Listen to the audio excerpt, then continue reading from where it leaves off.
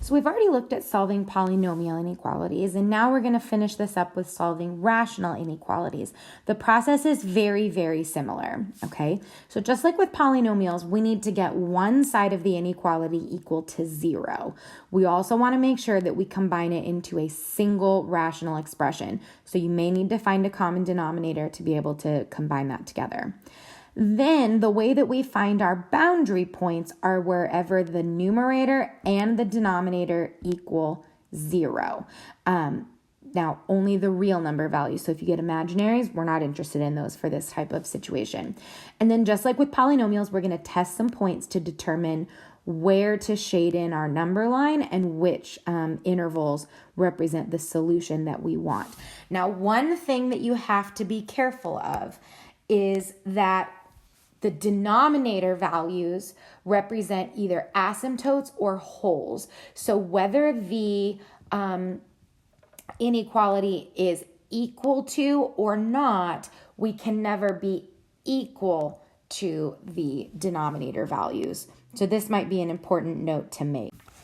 So the values that make the denominator equal to 0 cannot be included in the solution set, even for the inequalities less than or equal to or greater than or equal to.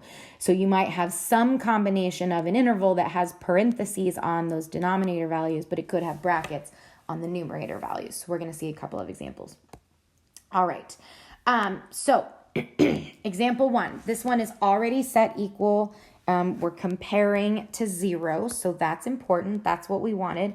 So this one's already got us kind of set up. Now to find our boundary points, we want to know where does x plus 5 equal 0, and we want to know where does x minus 2 equal 0. Now, you could probably do that in your head, but here's our boundary points. That's going to be x equals negative 5 and x equals 2.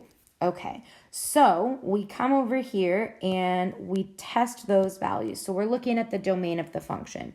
We have negative 5 and we have positive 2. Those are our boundary points. We need to test a number in each of these intervals. Those numbers have divided our number line into 3 sections. So I might test the number negative 6, 0 is in here, and maybe 3. So when I test, I'm plugging that into the function that is compared to 0 because we're trying to decide if it's positive or negative. Okay, so if I plug in negative 6, I get a negative 1 over a negative 8. A negative divided by a negative gives me a positive in this section. If I plug in 0, I get positive 5 over negative 2. So that gives us a negative in this section. And if I plug in 3, I get positive 8 over positive 1. So that is a positive. Now, the inequality comparison that we want is less than 0. So this means that we want the negative intervals, less than 0. And since it's just less than and not equal to, we're going to use parentheses. So to graph our solution, it's going to be this region right in here, just the section where it is negative. And then our solution set is going to be negative 5 to positive 2. That's the interval that represents our solutions. So it's not too bad. If we look at number 2, this is where it gets a little bit trickier, but not a lot. It's because it's not compared with 0. So we need to go ahead and set that up so that we can. So the first thing we're going to do is subtract 1 from both sides. So I get 2x over x plus 1 minus 1 is greater than or equal to 0.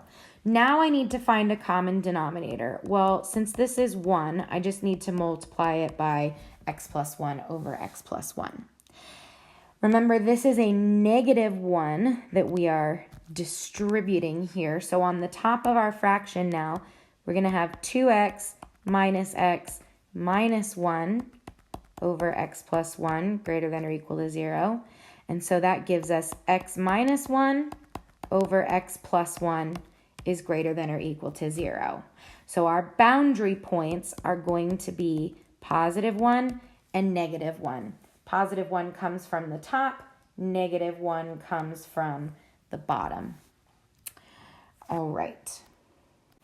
Okay, so let's set up our number line so we can test those values. We've got -1 and +1. And so I'm probably going to test -2, 0, and +2. And again, we need to test where it is equal to 0. So we're going to test right there. If I plug in -2, I get a negative over a negative. So that gives us a positive. If I plug in 0, I get a negative over a positive. So that is a negative. And if I plug in 2, I get a positive over a positive.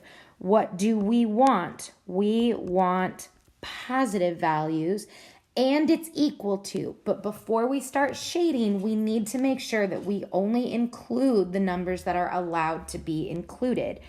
Since -1 came from the denominator, this cannot be included. Okay?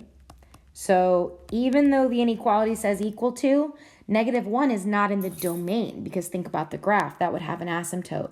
So we are never going to equal -1 anyways. So we want the positive values. So that's going to be over here. And then because -1 cannot be included, we need parentheses there. But +1 came from the top, and so that one can be equal to. And so our interval is going to be -infinity to -1 not included, union +1 included, sorry, not to 2, that's my boundary point, to infinity. This is our solution set, okay? I would love for you to go ahead and pause the video and catch up on your notes, and then take a couple of minutes to work number 3 on your own. I'll come back in 3 seconds with the work and the solution. All right, here is the work and the correct answer. You can pause to go ahead and compare that with yours. Remember that we cannot be equal to -3. So even though we want brackets, since it's a greater than or equal to 0, -3 can't get a bracket because it's not in the domain of the original equation. It's an excluded value if we go back and think about our rationals. So the solution set we want where it's positive is going to be -5 inclusive to -3 not inclusive. And that's it for rational inequalities.